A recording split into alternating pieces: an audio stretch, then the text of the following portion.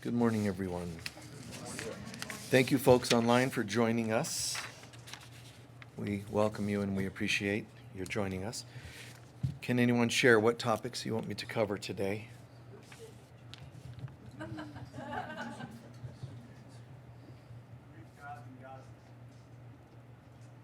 gods and goddesses. Isolation and needing rest. What is it?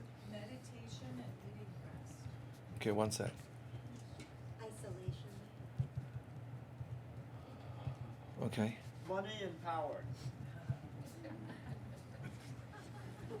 Letting relationships fall away.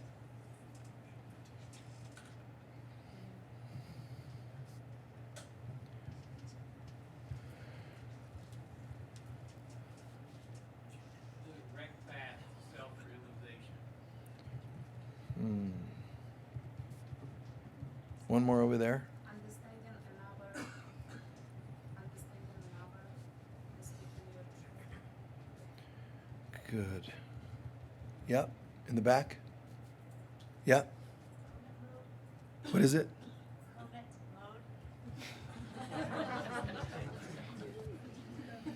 Nice. Wow. What a unique blend of things. I say that sometimes, but wow, this time, everything from dreams to Greek gods to, and thank you for that, by the way. I'm kidding. Greek gods, meditation, isolation, money, relations, understanding others, and Kermit. No, I'm kidding.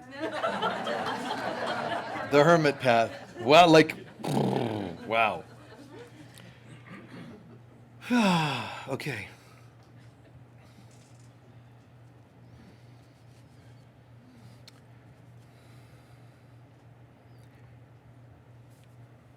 There's something extraordinary about knowing the difference between the horizontal subjects of life, which includes, money, politics, even seemingly spiritual things, books, materials. Something happens when we decide to wake up. There's sleeping humans who have no clue and no interest, seemingly, in awakening, growing, and so on. When you start to wake up, that's a dramatic shift. And it's like, I didn't even know how messed up I was. It could have been ignorance, addiction, whatever. That's the old self. Gone. Bid it farewell. And one of you asked about ending relationships. That's a relationship most people don't think about the ending of. Most of us have been divorced or ended relationships, a partnership, or maybe just parting ways from family members and not talking to them. Those are the typical ending of relationships. Don't underestimate the value of ending a relationship with your old dysfunctional self. Bid it farewell. Just whatever that means to you. Ceremony, a prayer, but at some point to be able to say, I don't relate to that anymore. And please don't underestimate your growth. If you've grown just a little, look back at how you were and now and don't underestimate that and give thanks. Your ego's going to tempt you to underestimate it so that you don't continue waking up. When you say thank you, everything launches to another level. When you say, I can see changes I've made. I made them and I just kind of was going along. But when I look at the contrast, how I was 5 years ago to today, wow, stop and say thank you. Because what it does is it's not just another tiny step. Saying thank you means you launch to another level. Oh, is that making sense? Because you're having the courage to acknowledge, I have changed. And the ego is going to say, that's arrogant. That's egotistic to say, I've changed and I'm doing so much better and I give thanks. That's a lie that it's arrogant. It's arrogant to underestimate your changes. And it's really ridiculous and self-hurtful to not own that you've made changes in your life. Why would you want to go that route? Yes, I've made changes. Thank God. Bid farewell to them. Whether it's photos of the past, whether it's diary notes. What are you going to do? Might need those someday. Really? You need to know how many times you've been stoned? Let it go, burn it. It doesn't have a value. However, you might think it does, which means you still have an attachment to the old you. Now, I'm not telling you go home and make yourself, it has to feel right for you.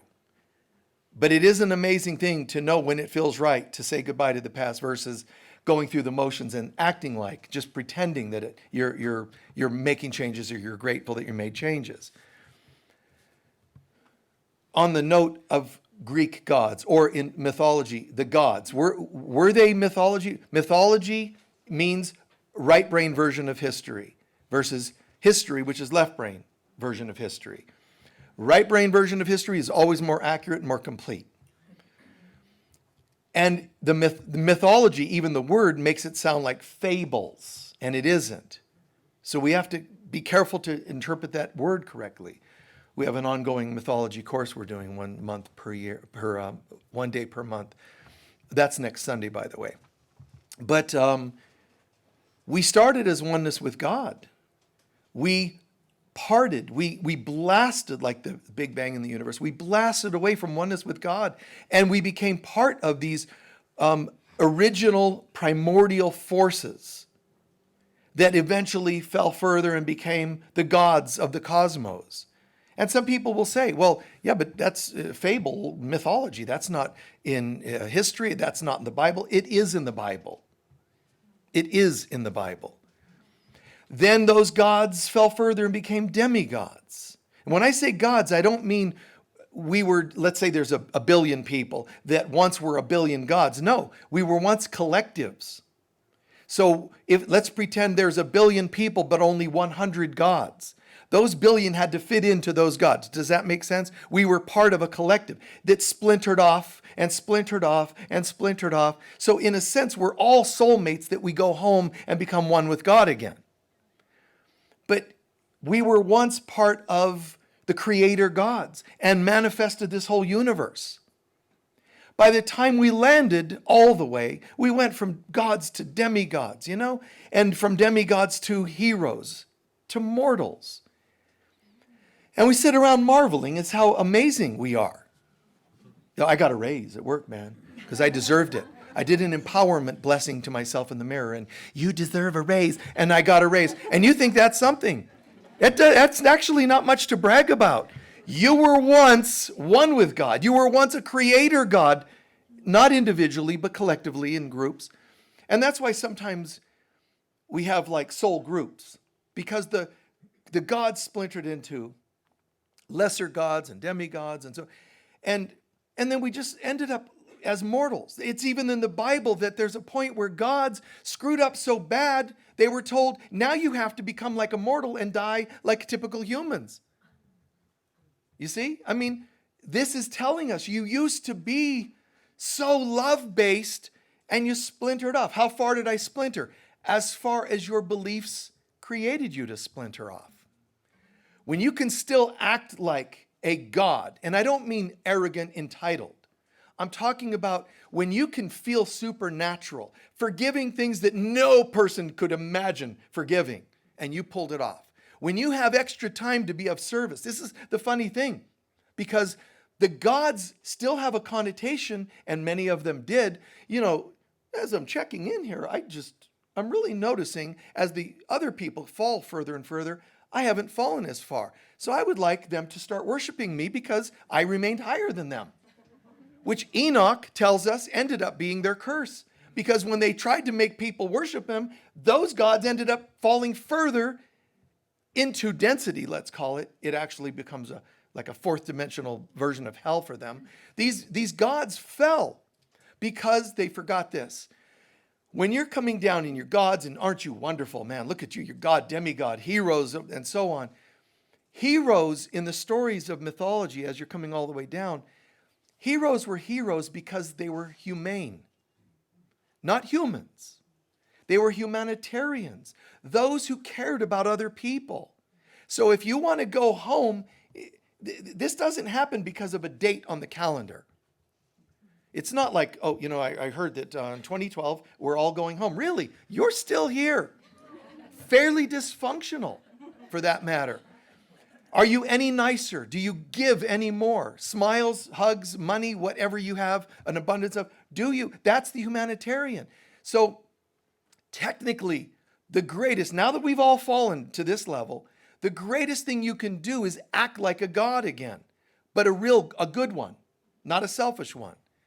So you don't just go from here to heaven.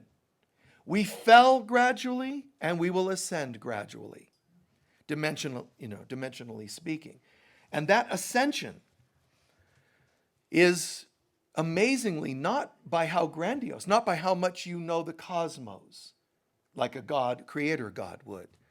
It's right down day-to-day behaviors. Actions of service will make you a god or goddess again, strangely enough, because you will go from a human to humanitarian, which is someone who thinks beyond themselves. And when you stop thinking beyond your little self, you become part of a greater we. And we is actually where we came from. We were once soul groups like gods, and we fell. To return to that, you have to think like a collective. Does that all make sense? It's really fascinating if you think about it.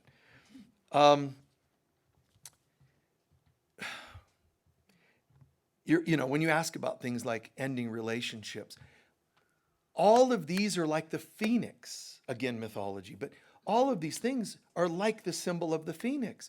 Ending a relationship of any kind, changing households, changing jobs, going through menopause, going through a dark night of the soul. We look at these things as though they're linear little things we do. What are you doing? Oh, I'm going through menopause. Oh, okay. And we just make it linear little conversations. There's deeper meaning to all of these things. Well, I'm just going through a lot this last couple of years. Get excited and go, oh, guess what? I thought my life just sucked. There's actually more to it. I'm going through the dark night of the soul.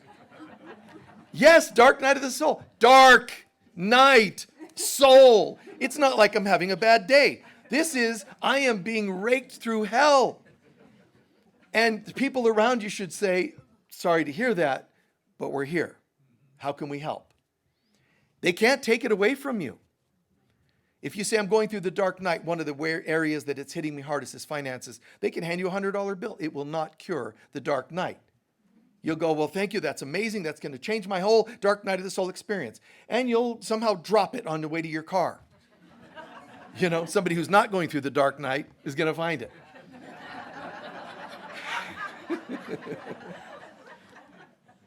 So these stories, these games of money and power, I'm so sorry for that people, politics, politicians, people in this world think in terms of money and power. And they are absolutely mentally ill, spiritually speaking.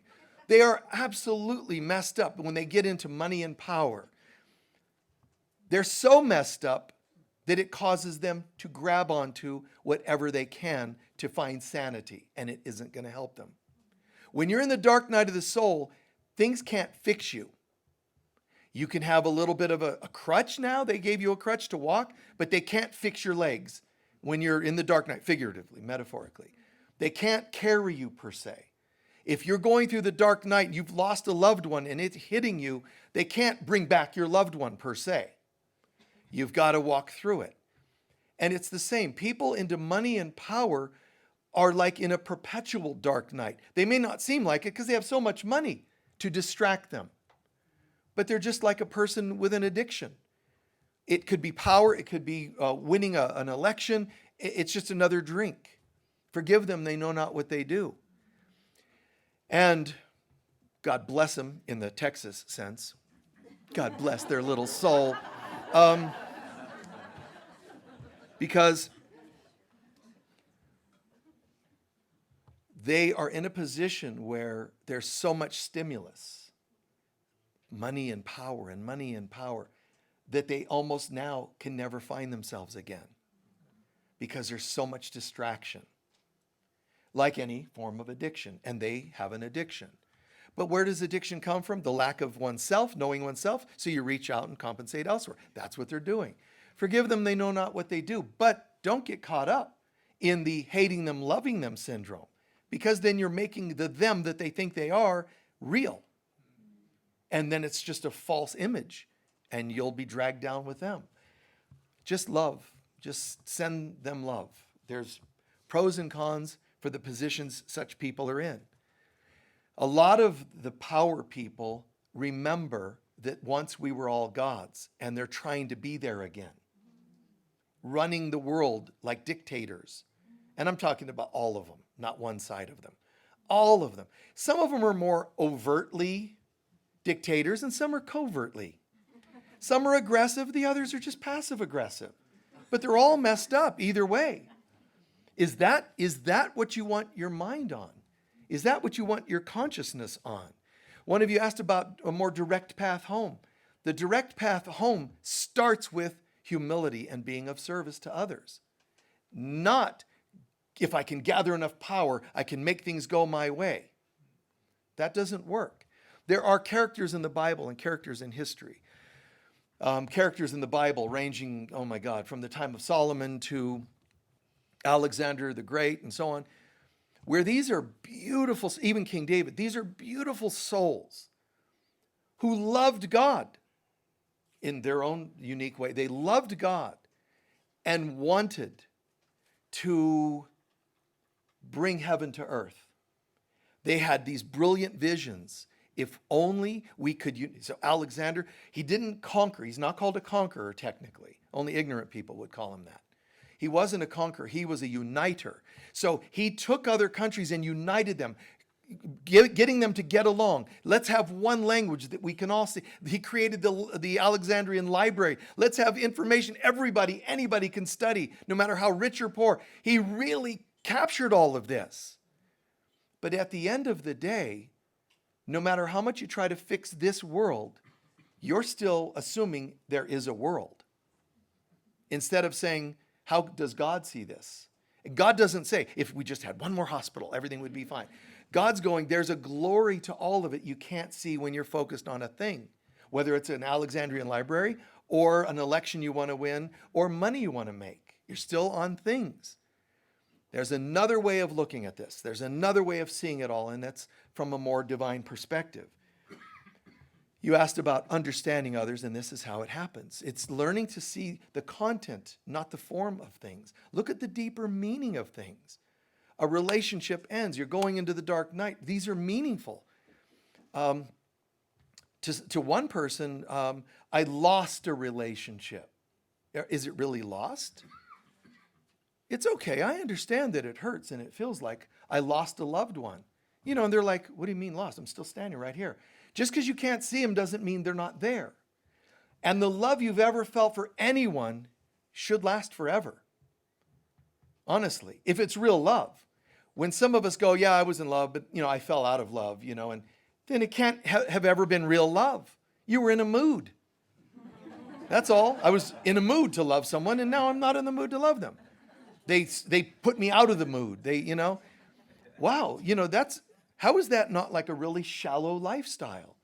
You just sit here and go by whatever's, you like live a life of like whack-a-mole, poof, poof, poof, and you just go by whatever, mallet hits you on the head and changes your, constructs for now. In the real sense, this is so hilarious. I can see through it all. And I'm calling upon a guidance that is beyond my own type of understanding. Of myself, I'm nothing. But when I surrender to the Divine Mother, she guides me, she teaches me. I can learn and do anything. Now I'm returning to becoming like a supernatural human. The concept, supernatural, extraordinary human being, means you're ordinary but extraordinary, supernatural. And it's not one skill, like you're a psychic or you're a healer. I'm talking about a consciousness. Think beyond being just a mortal. Realize you have a level of patience that most mortals don't have, if you access it. You have an ability to know things that the average person doesn't know. You can have things just come to you, awarenesses, and it's really beautiful, but we're going in that direction. mankind has to learn to access their higher supernatural fifth dimensional self. But you can't if you're stuck looking at 3D things. You can't become fifth dimensional if you walk around complaining about the 3D elections and 3D opinions. I mean, go ahead and do it. And now you're just a 3D person doing 3D things and complaining about 3D events. And that's fine, but you're 3D. Own it. Don't say, you know, I'm so fifth dimensional in the way I hate people. That doesn't make any sense.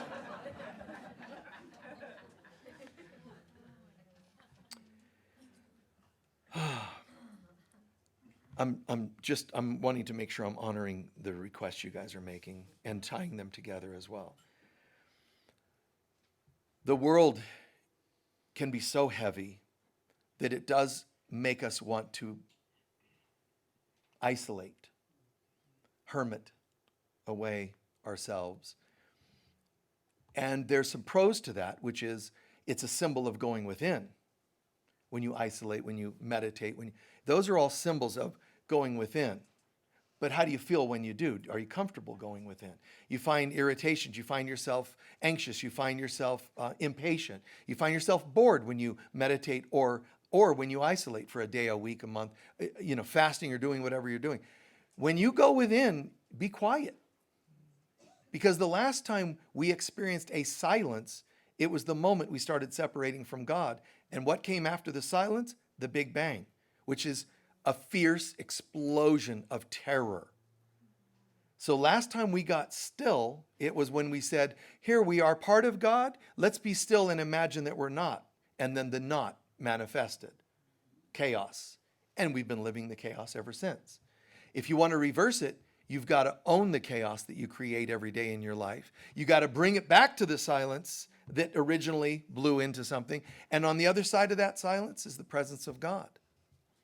So we have to reverse the things that we put into motion. There's this idea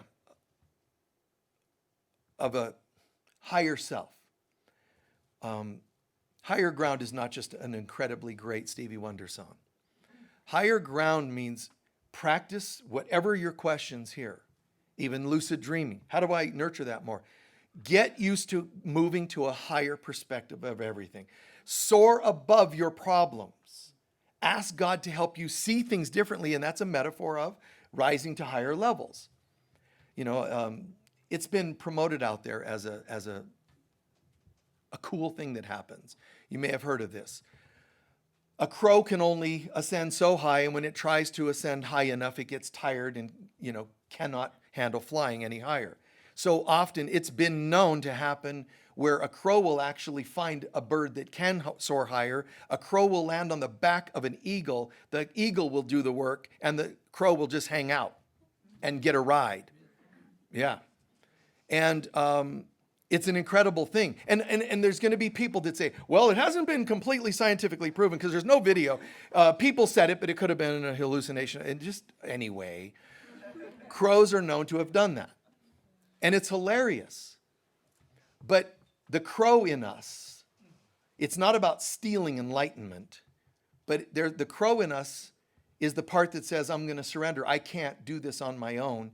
And it relies on the eagle, a symbol of great spirit, to take you higher.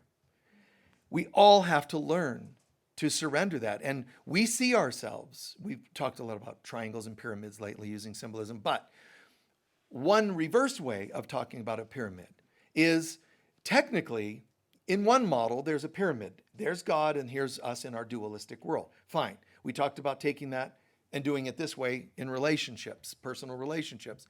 Can't revisit that too much. What I'm saying is another model of a triangle is you take this and take it this way, and it's a very sad scenario because it means all that God is, I've become nothing but the tip down here, this mortal. God's going, I am this, and we're going, yeah, but this is it for us. God's going, all that I am, you are. And we're like, uh-huh. So you might remember that Crowded House song from the 80s. There is freedom within, there is freedom without. Try to catch a deluge in a page. You remember that? Hey now, hey now. Don't dream it's over, right? So try to catch a deluge in a paper cup. So here I am, God. I'm learning to change my life. I'm waking up on the path. I used to really be messed up. I'm ready. And God's going, okay, here I am. Would you like to experience? Yes, I want your will. I want your consciousness in me now. And you hold a thimble. And it comes pouring down, and that's all you've got. Thanks, God. You know, that's like it manifests as a 25-cent raise at work. And God's going, this is amazing, you people. I'm this. You ask me to pour my presence into your life, and you hold out a thimble or a little pixie cup at best. And we call that, wow, that's really amazing. And it is compared to a thimble. Or you could really be messed up and just go, you know, try to catch it on the tip of your tongue or whatever. You know, you could be that messed up. But it's an amazing thing to say, you know, part of me wants to hold out a thimble so that I don't miss out instead of trying to catch them with my tongue like snowflakes. I'm going to throw the thimble aside. That is not your will. Your will is that I be you. So the symbol of God, the pyramid this wide, pouring down into this tiny little person that I think I am. That's unworthiness. Those are judgments. You don't just end up the tip of an inverted triangle. You don't just accidentally end up there. And your parents didn't make you, although they can enforce that you're there if they were dysfunctional. But nobody can make you be this. This is our collective belief systems. Even if your parents were totally messed up and they treated you a certain way, you can only be this if you believed them. There's a part of us that say, and no. Well, you know, you are part of our family, and we do have alcoholism. We do have whatever, you know, certain illnesses get passed down. No, you don't actually have to believe those things. And so this starts to broaden and become a bowl. A little cup maybe, but then eventually a bowl, and then a larger basin. So the model goes from being an inverted pyramid to almost like a column of light, of God's presence. Wow, there's God and there's no difference, which is Jesus saying, all that God is, I am. It's like Jesus saying, when you see me, you see God. That's very cool. That's a model where you took the pyramid and you split the bottom open to be like a column. Excellent. So I went from God's here and I'm here, but broken and God wide and me broken, to all of a sudden I'm standing in the light of God more. I live the life of God. Isn't that a great model? And then the column will eventually become a circle where there's not a higher part and a lower part. And that's, you cannot tell its oneness. You can't tell it apart. You go from this to a column that's perfect, beautiful model, but that's halfway home. And you got to go halfway before you go all the way home. So we've got to learn to live in a state of surrender, in a state of I don't know. Even though the arrogant one thinks it knows which politician is right, which thing to vote for. What do they call those little things? Propositions? Yeah, is that it? Little numbers at the end of them, and you have to vote, you know, all the time. And do you vote this in or out? You know, or politicians. That whole world. You know, you can get into that stuff, and then it takes the triangle and puts you back down to this. The more you think you know, the more you're actually becoming just this little tip that knows barely anything. This is like at best a survivor in the world. Survival of the fittest. It's a very sad thing to be this. And the more you think you know, the more you define yourself as not knowing anything. So there's a part of us that doesn't even know we're the tip of that. And we live, but you're still in the tip, but you're unconscious. Then all of a sudden we start to say, no, I want to know who I am. I want to wake up a bit. Good for you. You've become the tip of an inverted pyramid. That's better than where you were. And the more that tip goes, wow, I'm here and look at me. And now I've got degrees and I made it through this and I graduated that. I'm starting little identity. Isn't that cute? Then And it's not from you developing, it's the surrendering is what broadens that pyramid. I don't know anything, but God does. And if I invite God in, I have no limits. Now you're going from mortal to demigod, hero. Hero first, the hero, you pull yourself out of where you've been. Good job. You're your own hero now, or heroine. And you'll become like a demigod, and you start to feel that way. And it's going to be told to you that that sounds arrogant. But I'd never said, put it on your business cards. Window cleaner and demigod. You know, I never said to boast it. I'm talking about living it. When people are struggling and you're still able to smile, you're actually being like a demigod, a hero at least. And I'm not saying don't feel pain. But when you are in pain and you own it as your lesson, that's a demigod or hero. Humans don't do that. Humans project and blame, which is why they're this at best. They go, I'm going to look at a broader perspective. I'm going to open my mind to other ideas. See, that's not a mortal. Mortals live in terror, even though they might look like grandiosity and certifications and licenses. They live in terror. Can you say there's more? Can you believe beyond that? Can you lose a limb and still survive and find a way to be whole, like some people have proven? Some of us would crumple seemingly under that. Find your way to be a great example of others. Mainly, help people feel like they have value. You've heard me say that many times. You don't have to sit there, okay, how do I do technique? And I got to chant and I got to get myself ready. You know, sun salutation because I got to go and meet a lot of weirdos today. So this is how I'm going to raise my vibration. No, it's learning to not think that there's a lot of weirdos. Just do whatever's in front of you. I mean, and I've done strange things that some people would just go, that is the weirdest thing I've ever heard. But it's still beautiful. I remember a gal who obsessively paranoid about germs. And I remember we, after a workshop, a handful, like 6 of us or so, we went to get something to eat at a restaurant. And you could just tell, I mean, she sits there so nervous at a restaurant, and I wonder if they sterilize this and that. And, you know, I mean, she was like that. I mean, is this clean enough? And get an extra napkin and look at your spoon. And she was like that. So I personally, I'm not like germaphobe or anything like that, but I don't, most foods I'm not interested in. So it's a funny little thing. So I'm not sitting at the table like I just live in the gutters and I'm some really gruesome kind of, I mean, I'm fairly clean and so on.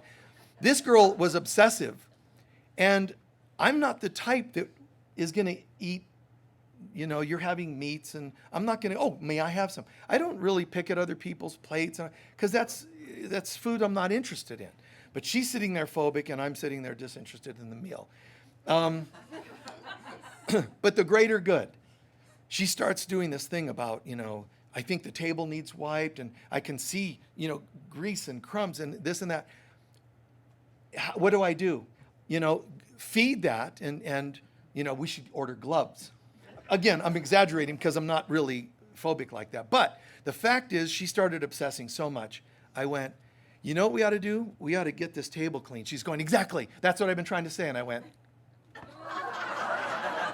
I just licked the damn table. Yes, I did.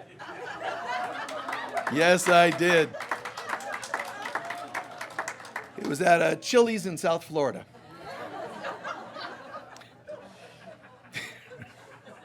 I did. And I mean, people that knew me, they're like, he doesn't eat like chicken and, you know, I don't. But yet he doesn't know what's on that table. You know, deep down I knew that whatever nuclear waste they use to clean tables probably neutralized it all anyway. No. But the point is, isn't it amazing to let people know? And she said it changed everything for her. Not only that I did that and still somehow survived, but that I did that for her. That I would take on the potential skeevy, as we sometimes call it, contents of a table that probably chicken eaters have sat at, and their grease is everywhere. And then comes some ammonia stuff to mix with the chicken grease. And I'm like, oh. Because nothing really matters. Anyone can see. Right? And Jesus says in A Course in Miracles. Why is that funny? Oh, you think it's a strange segue. No, it'll make sense. You just don't interrupt me. It'll eventually make sense. Jesus says in A Course in Miracles, when someone asks something extreme, do it to prove to them that it doesn't matter. He does add, never something that would harm yourself or others, which I call what you can afford to do. I can afford to do that. See, I can afford to do that. Why? First of all, because you're valuable. You mean a lot to me. I don't even know the person well, but you mean a lot to me. And I want to show you that you mean a lot, that you matter. This thing that's got you scared means nothing. Now, if it would have been something that would have been hurtful to that other person or myself, financially, energetically, emotionally, then no, that's a rescuer that goes too far. But I did that. There was shock, there was a bit of laughter, and so on. Let people know that the things that scare them don't really have power over them. You see? Don't overly prove, but do it as a graceful thing. Do it as a miraculous thing, a gentle thing generally. It doesn't always have to be externally, intense for people, but it doesn't hurt to also do something that helps people laugh. That it's okay. I got a new car once, and I don't even think I had it for weeks. And in a parking lot, somebody, bumped into me. There's a split second of, oh my God, the car and it's new. And immediately I had to go into, it's okay. I didn't even get out and see how much damage. Just, it's fine, we're good. And people do. I remember a daughter of mine was moved into a city and near a college, and some college kids, partying in the evening, ran into her car. She's like, Dad, can you, do this and that? Can you get I got an estimate, called the kid who's like, hi, hello, sir. I'm so sorry. What am I going to say? Hell is coming your way, son. I can't do that. I'm going to charge you. We're going to jack up the estimate. I can't do that. There's a human being I could tell was terrified.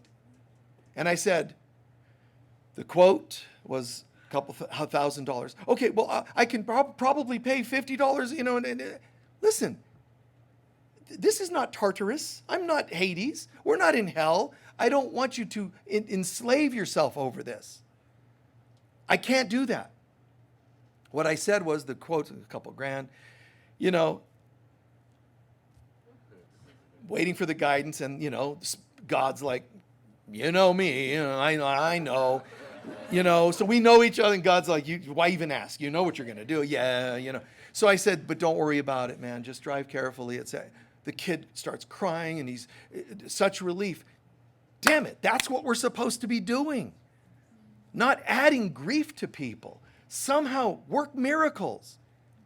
Then you return a hero, a demigod, a god goddess, and home.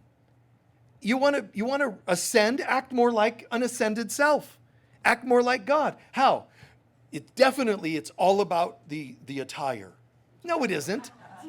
It's all about, you got to change your name to, Ahmed Rod Solar Being, and move to Sedona.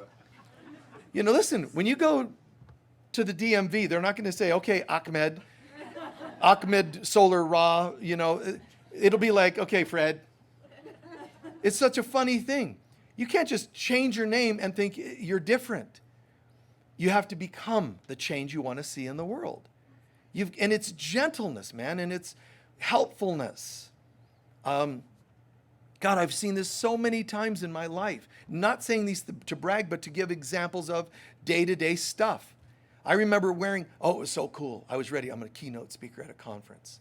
And I loved the fact that white pants, a white something or other shirt with like, a shawl of, it just feels so stinking pure Christy. And I'm ready and I get the ride taking me to the venue, can't wait till I arrive. No, I'm kidding, but I don't, think grandiose like that. But my point is, yes, I'm all in white. It feels really great. And we get there, and there's somebody whose car is stuck in the mud. What am I going to say? I'd like to help, but I'm just too pure. Nope. Out of the car. Push. And the mud's going right up my body. It was just like amazing. Just right, riddling me with, and those spots never came out of those pants. Never. No matter how much bleach and whatever else, or even cleaning fluid from a Chili's table, nothing took the spots out. And if I ever saw the pants again, you could still see, what I remembered wasn't like, that's terrible. What I remembered was being helpful. Every way we can. But don't do it the way I do it, nor the person sitting next to you. You have to find out what you can afford. I just love generally saying, I can afford a lot. Whether it means this or this. If you had a child and there was some famine going on, and you had a child, any decency in you knows that you'll maybe take a morsel at best, but you're going to feed the child, right? These are children of God, and they need help. So you give what you can. You give a server extra. And I'm not saying you do what you can afford. But when I give and they say, what, are you sure? I say, well, why not? Don't you deserve it? I plant that teaching seed. I never tell them, I'm Michael Mirdad. Come see us at the Global Center for Christ Consciousness so we can convert you. I never do anything like that. And never. People on planes, so who are you? Michael. Michael, yes. Michael, yeah, exactly. It's like doing the who's on first. They expect something more, but I just keep going back to Michael. And that's all they need to know. They don't need to know why Michael is this way. They don't need to know, because I don't want to do it as a sales pitch. I don't want anything attached to it that could be misunderstood. Do you understand what I mean by that? Just kindness. Just because people deserve it. And that makes them understand that they have value, which then takes them from that little point to something a bit wider. Really? I have value? But you don't know where I've been. I didn't ask. We're good. And if somebody says, let me tell you where I've been, okay. And they tell you, your face should stay the same. Like, not, that's not good. That's not good when they share their heart and soul with you and you show them reactions of judgment. Nope. Tell me anything. It's fine. And people will say to me, how can you listen to some of the really horrendous stories that go on in this world and survive? No, once in a blue moon, it adds up and becomes a little heavy. As a person, it does. I can feel it. But the reason most people get really overwhelmed hearing even just a little is because you haven't yet realized the end game. The end isn't in the trauma that people are telling you. The end is, and then where are you going with that? If you don't understand the end of the story, which is oneness with God, then you're going to panic hearing the little details along the way. So even when people are telling you current abuse of some kind, meet them there and then know where else you're taking them. Have a confidence that I know this is this, but we're going to get somewhere. Even a good doctor is going to be able to go, I know this hurts now, but my goal with you is that'll be gone. A counselor right? A good counselor should say, I know you've gone through a lot, but we can work with that, right? A parent should be able to do that. So in a way, all I'm asking you to do is access your inner doctor, counselor, or parent. Hear what's going on and then know inside where we're going with this. I've said this metaphor many times, but it's kind of like putting one ear, eye, foot, arm, one hand in heaven and one here on earth. Kind of like saying, I'm going in. Connect, get your oasis, drink down some waters of life, and God, I'm going in. And do your day-to-day work. Do it on your own, you'll get burned out.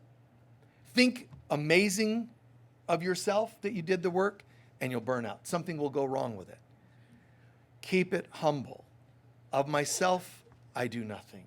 Of myself, I know nothing. That doesn't sound belittling the way it might. It isn't belittling the way it might sound. It's actually clearing the ego out of the way. I really am a good person, I being any of us. I can see that I really am a good person, and I'm grateful that I am. I know I could have gone a lot of different directions in my life, but instead I'm focusing on goodness. I'm really grateful. Now ramp it up more. And I mean, this was me throughout much of my life. I've made mistakes, have had a selfish moment here and there, but I just felt this way. I can remember, through most of my life. Simple little things. I remember a gal in middle school, I think 8th grade. And I remember these guys kind of giggling and whispering, and they're talking to this girl. This girl was like a model. She was beautiful, although middle school, she was considered very beautiful. And the guys are all like whispering. I'm like, what's going on? Her blouse had come unbuttoned, and you could see a bit from an angle. And the guys are all like, yeah. And they're all getting up there to get a glance. Yeah, so I walked up and I whispered in her ear. I said, your blouse is unbuttoned. She went, oh. And she was so grateful. It's so weird that I remember it to this day, the way she looked at me like she was being so respected. I'm not claiming to be perfect about these things. I'm just saying that's what we need in this world. To be taken care of with each other, not rescued, but held up, supported a bit. How can I help you today? And that helped end something else that was going a gross direction. So whether it's the dinner table at the restaurant, or whether it's this person's blouse, or whatever it might be, how can I be helpful today? A prayer. And unfortunately, this world loves to beat us up. It does. This is the ego version of the world. And every time you do something kind, you're actually literally and figuratively saying no to the ego's world, yes to God's world. And I don't mean heaven someday. I mean you've lifted the veil and brought through higher dimensions right where you stand. See, angels are up here on that pyramid. Angels are up here in that column. Those are high frequency beings. Fantastic. They get to live like angels in an angelic realm. When you act like an angel in this world, man, everything is blown apart. You see what I mean by that? You're supposed to obey the rules. If you're an angel, act like one. If you're a human, not much is expected.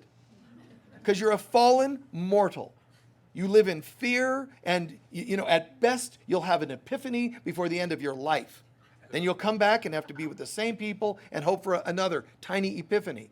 When someone says, I'm going to act like these beings of higher realms while here, even the angels are like, you're kidding me. This person acts like us, and they're down in the trenches. Do something to shake things up a bit.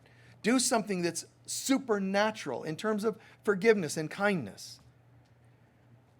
Take the hand of someone that's struggling, hug someone, all in a way that is the timing and everything is appropriate, but how can you be helpful?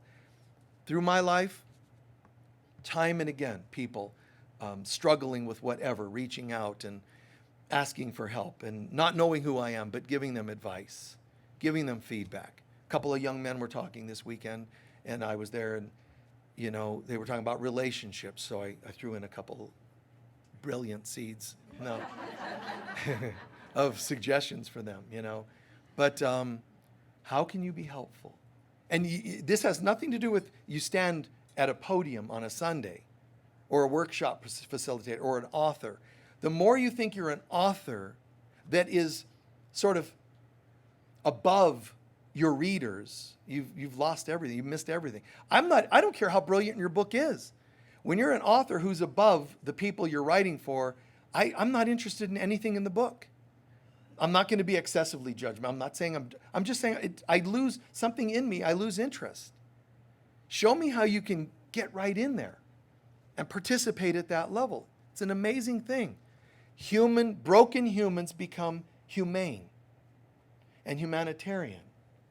And now they're heroes in the trenches, but also energetically, you're going to a higher level of consciousness. When you act like this, you might not even need to come back because you don't have the same 3D lessons. You've thought beyond 3D, so you're no longer 3D. And you get all ready and you're dressed up for your next lifetime. They go, where are you going? Oh, I was just preparing. It's about that time. I should be going back. They'll say, back where? Earth. For what? Lessons. You already started acting in a higher consciousness. You're allowed to live in the higher consciousness now. And some of us will go, boy, doesn't that sound good? But I still think I'm going to go in and try to help. And you've heard me say that's like a bodhisattva. It's greater than being a Buddha who awakens and I'm done here. A bodhisattva is going, yeah, I'm awake, but I'm still going back to lick tables at Chili's or whatever it might be. There's a point where I don't feel any separation anymore. Again, I being any of us. It doesn't feel like it's there. How can you be holding on to your past and make that affirmation? All the stuff of the past. I'm not minimizing the hurt that comes from ending relationships, as one of you put it. That can be very deep and hurtful. When I had a relationship end during my first dark night of the soul, it's the only time in my life when I prayed to die. And it was relationship. I didn't understand how, and it was the dark night. I didn't understand how everything could have turned so dark. How a relationship could have ended that I didn't get into it for that. I was a kid when I got into it and I was there for years. But coming to an end, it was so mind-boggling. When you go through the dark night of the soul, for women or sensitive beings, it's heartbreaking. For males or more masculine beings, it's mind-breaking to go through the dark night, to have your life crash. Women, it's here. Oh my God, just heartbreaking. I'm overwhelmed. For men, it's like, how could this be happening? Like, it's mind-breaking. We thought we had it all figured out. See? So it's mind-breaking. There's a difference, no matter what gender you identify with. Okay? The point is, oh my God. And I remember, just please take me. Please take me now. I want to die. I just was over and over for several minutes begging to die because that's how you'll feel. So when I'm saying ending relationships and so on, I'm not standing here going, well, get over it. Don't ever tell a person to get over anything they're suffering with, by the way. Okay? Don't do that to people. And also don't hit them with the new age, well, it must have been your karma. You now have new karma for saying that. Listen to people. Feel for them. Hold their hand. Hold them. Be compassionate. Be present with them. Doing so means you're anchoring the presence of God right there with them in the darkest moments. That's amazing. In mythologies of every culture, in mythologies, you don't hear typically of a mortal making it to hell and back. It's a very rare thing. Why? Because hell takes you. To keep clear enough to go into hell, meaning to go into the dark night and bounce back, is supernatural. But it's not a hero in mythology, it's you. You're supposed to be able to do this. And you will. Try it on your own, you probably won't make it. Tether yourself to God, I'm going in. And you have all the power you need to hear other people's hell, to feel your own hell in the dark night. I'm totally feeling this. And the first time I'm saying, take me out of this, because nobody taught me. I was a kid and nobody taught me. I didn't know that there's any alternative other than I'm feeling nothing but pain. Then an awakening happens and you go, oh. Now, to go through it again, it's a bit easier because this too shall pass. When you're in it as a mortal, it looks like there's no end in sight. I'm going to suffer forever. This just doesn't end. Or it's just so intensely overwhelming. You want it to end now. Hang in there. Thank God that God said no when I said, take me. God says, you say that now, but wait. Because if you make it through this, not only will you be so much clearer, you'll know what hell feels like when people come to you with problems. You see what I mean by that? Man, you've been there. You've been there. You know this is, wow, intense stuff. And you speak from experience. To close, just, there's a concept, dark night of the soul. Before the dark night, this is also written in the book of Job. Job says to God, before I went through this, I thought I knew you. In other words, you think you have licensing, you think you have degrees, you think you're a good mom, whatever it is, all your labels. Before the dark night, you have all kinds of labels, which are also called masks. In the dark night, they're purged away, which is terrifying because it's what I thought I was. It's what I thought I knew. Married or a parent or a degree. But the dark night comes to you partly to purge all those, partly to strip you of those things. Well, that doesn't sound very loving. It is loving, because if you actually have a facade of things, your identity is made up of things, it's a good thing for you to get over that. Because after it's all purged away, now you have to answer this. Are you those things? Not did you have the certificates. Are you?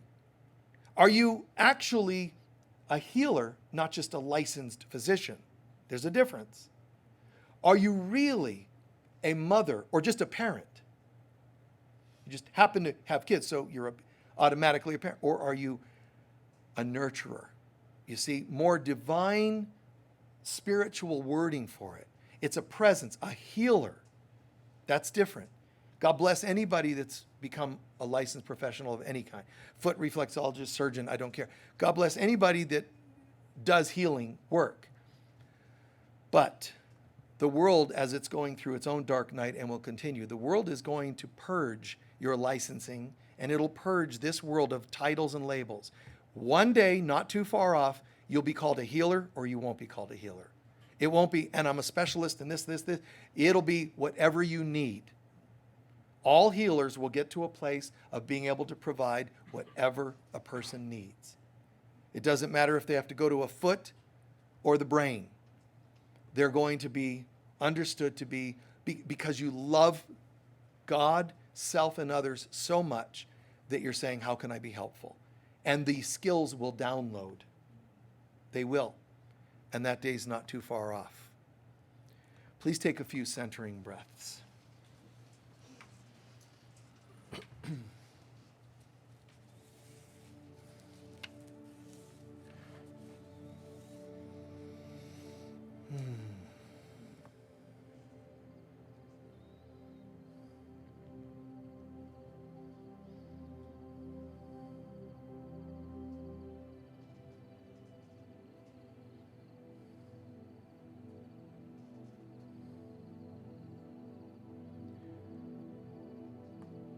A few centering breaths, shifting consciousness to a quieter internal perspective.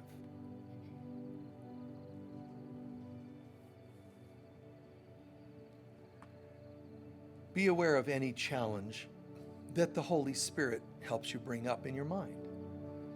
It could be a current one, a recent one, it could be an ongoing one. Just let Spirit help you bring something forward. A challenge, a fear.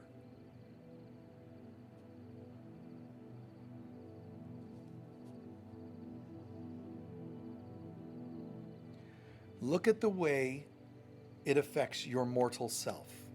take just a moment to look. Can you tell which organs tense when you think about it?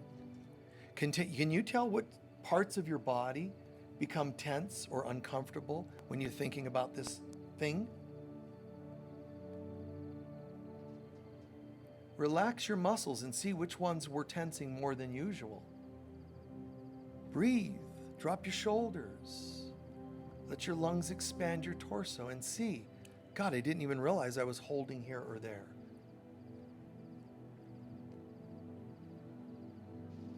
And instead of shaming yourself, just say to yourself, well, that makes sense that I would be tensing when I think about something like this.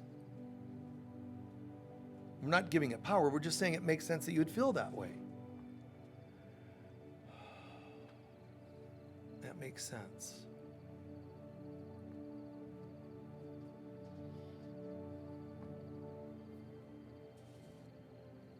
Now,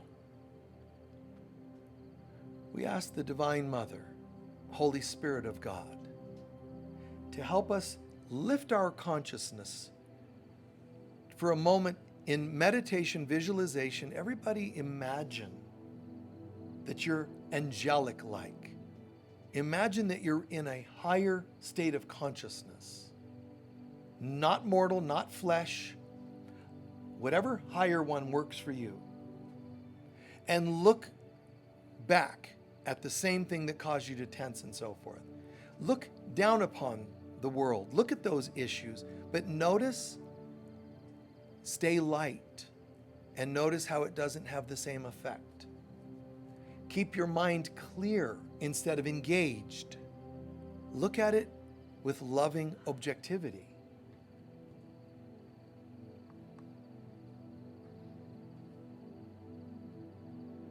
The Buddhist concept might be that you learn to see it objectively. It has no power, and you're really nurturing the Buddha mind. Christ consciousness adds one more piece, and that is, ask the Divine Mother to help you. I know it's empowering to know how to do this on your own. It really does help you separate yourself from the dramas of the world and become a master, like Buddha was and became. But there's something that you gain even more with the humility of saying, I'm asking the Divine Mother to walk me through this. Both are beautiful, but one adds something. And it's not a codependence. It's healthy dependence upon the mind of God. If you do this and you're asking the Mother to hold you, fill your mind and view your situation we did a minute ago, you might notice even greater peace, even greater centeredness. And we'll close with this. We're asking you, Divine Mother, when we come back into the world and into our bodies, is there any inspirations, insights you can give us, you can share with us, that would help us unravel this situation? You're not telling God to fix you. You're asking for insights on what you might do as next steps. Give yourselves just a half a minute to receive a download if something comes to you. Stay out of your thinking. Just see if something, it could be a feeling that comes to you, like peace, but it could be tangible little steps that you haven't tried.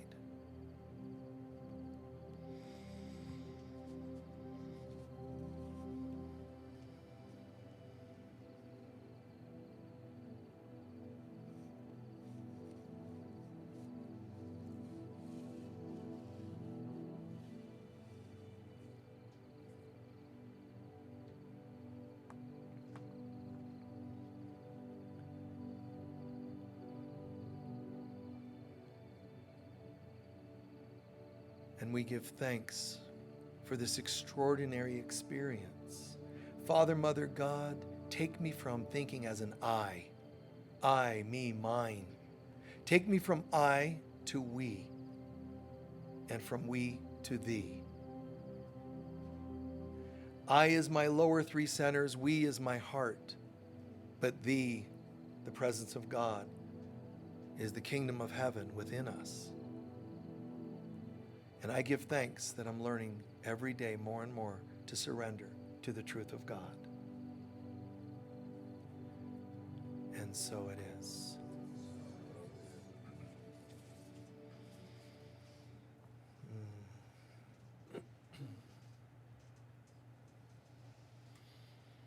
How's everyone feeling?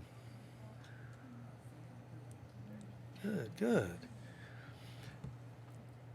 Anything you gained from the talk or meditation, or just from your experience being here for that matter, that you can share, that you feel is going to be helpful to you, insightful to you, or to other people in your lives?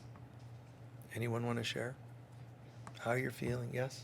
Oh, the chaos I've created to get back to the silence, to get back to the other side. All the chaos created, and you need to get back to the silence. And on the other side of the silence is the presence of God. That's why some people cannot meditate. It sounds like, well, I can't because my mind, and I can't because the kids are loud. You can't because you don't want to. I know it sounds weird for some. I don't care. You're afraid of the silence because on the other side is God. And there's a part of us called our ego that doesn't want the presence of God. See it, own that it makes sense, and let's go anyway. That's all. Don't judge, don't react to it. Just, oh, well, that, yeah, I get it. And let's go home. Yes. Just every aspect of what you said was beautiful. I enjoyed the laughter and also then the calm and then just taking in and relating to everything from the angelic presence to holding a thimble. So, All these different pieces, the holding a thimble to asking for the presence of God, and yet giving very little breadth for God to fill, just always limiting. And remember, I am that tip of that iceberg, the tip of that inverted pyramid, based on my limiting beliefs, which includes self-judgments. That's me that did that. We can't, you know, well, genetically, I was only given a thimble. This is not even a real thimble. You know, it's a metaphor. How could you, I was given a metaphor from my parents? That doesn't make sense. Anyone else? Yes. That visualization practice to see yourself from a higher plane. Seeing yourself from a higher plane. There's chaos that I've witnessed from that perspective, and now I'm a bit more. I broke through a bit more of that cloud. Yeah. Now I know more of what Breaking through that veil, that cloud, and recognizing you can soar higher and get a different perspective. Yes, dear. I like the licking the table therapy and all its implications. By really present, you can just really do the right zany thing. Right. We're going to put that on our testimonials. I really appreciated Michael talking about licking a dirty table. And yes, you got it. That sometimes those zany, those spontaneous, those they're very different. Like pushing a car in a white outfit. I mean, don't do it if you can't afford it. If I were in the white outfit, the mud splashed me, and I couldn't handle it. Oh my God, how can I go in front of a group of people and the mud on me? You know, if I was some prima donna, then I shouldn't be pushing the car. You know, learn to think, I don't care. Not in a bad way, just it doesn't have power over me. And sometimes it's funny to see the kinds of things that will be that manifestation of that statement. This doesn't have power over me. Sometimes it'll be some really out there kinds of things. I've shared this story one time on a flight. This gal, a few rows up and on the aisle, and I was on the outside aisle, started choking, and people are signaling to the flight attendant. The flight attendants, we stay in our seats. Everybody stay in your seats. Well, that's appropriate. But the person was choking and they're turning blue, and people are like, I had headphones on, which you're not supposed to have, but I had headphones on, and I'm already making and writing and reading and whatever. And then something in me, I'm just like, there's something in the vibes, and I'm looking to, what is it? Oh. unbuckle, walk up, dig out of their throat, they cough something out. I just go back, sit down. And then I'm feeling like, and I look around and people are like, it didn't even occur to me. But what an odd thing. And people are like, don't upset this guy. Like, who knows what he'll do next? Tracheotomy or who knows, you know. But that's my thing. You have yours. Go to what works for you.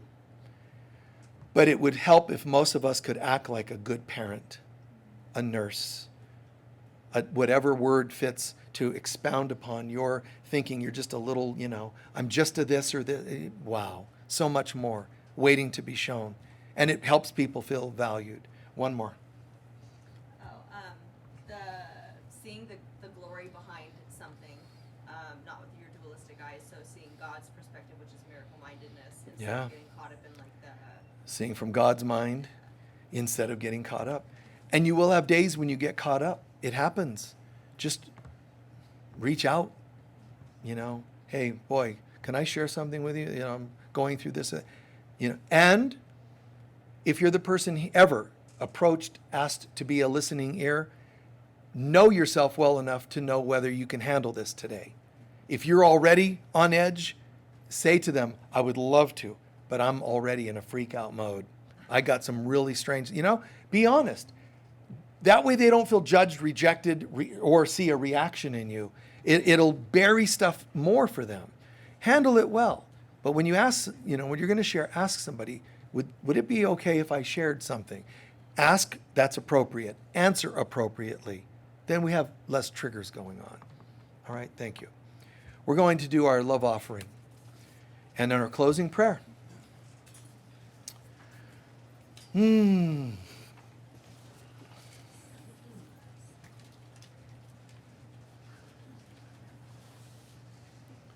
Just be as giving as possible, as generous as possible.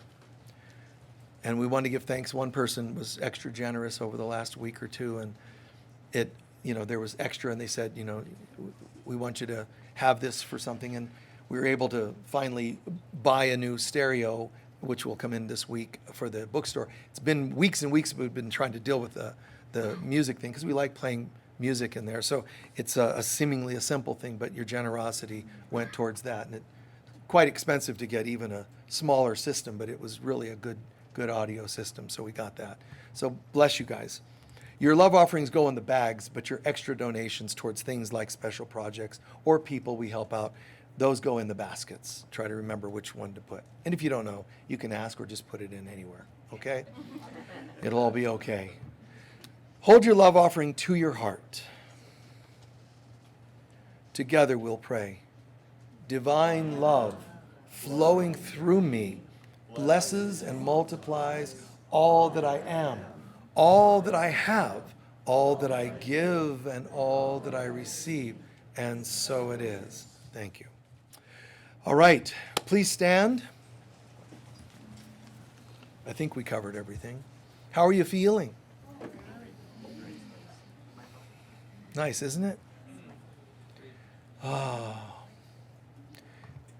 If nothing else, the model is we went from starting a day, we might have felt like that, and already, right?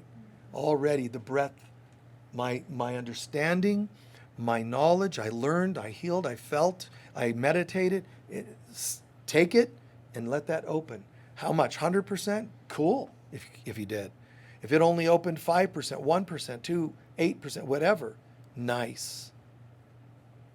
You know, as St. Francis said, less of me and more of thee. And I become greater in that. Can you feel that and know that? Can you own that? Yeah. Good. Take the owning of that. Without words, take the owning of that. And just turn to a couple of people, smile, and let them see that you're owning that. Nice. Let them feel. Repeat after me. So cool. So cool. It's like I'm a demigod. The light of God surrounds us.